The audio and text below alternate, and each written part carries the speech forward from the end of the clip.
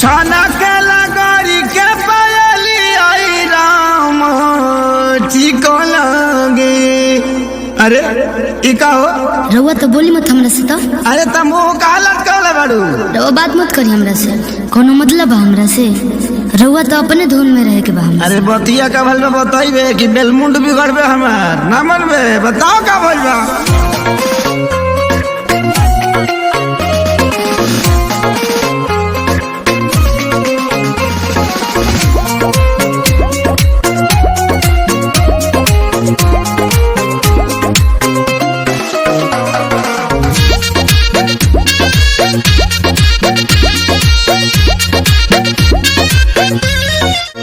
पायल भुलाइल बाकी झुमकाए रानी, बोलत ना बाड़ू का बा परेशानी। हटियो ना। अरे बोला का